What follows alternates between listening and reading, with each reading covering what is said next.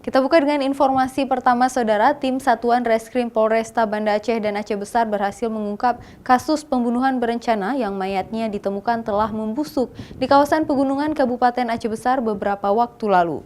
Korban dibunuh terkait motif utang piutang. Setelah dibunuh, korban kemudian dibuang ke jurang dengan menggunakan becak motor.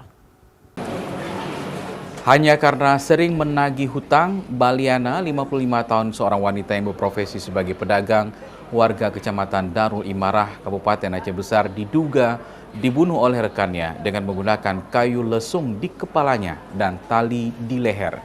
Pembunuhan berencana itu dilakukan oleh MG di rumahnya yang juga berada di Kecamatan Darul Imarah, Aceh Besar. Setelah pelaku menghubungi korban untuk datang ke rumah, pelaku langsung mengeksekusi korban dengan cara memukul bagian kepala korban dari arah belakang menggunakan kayu lesung hingga tersungkur.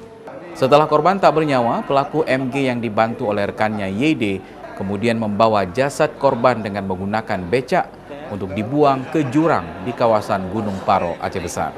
Alat berupa kayu lesung untuk numbuk padi itu. Nah, kemudian setelah ke belakang tanpa sepengetahuan korban, kemudian korban dipukul hingga tersungkur.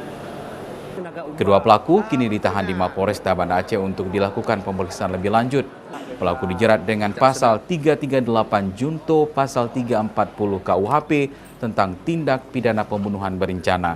Diancam dengan pidana penjara paling lama 20 tahun kurungan penjara.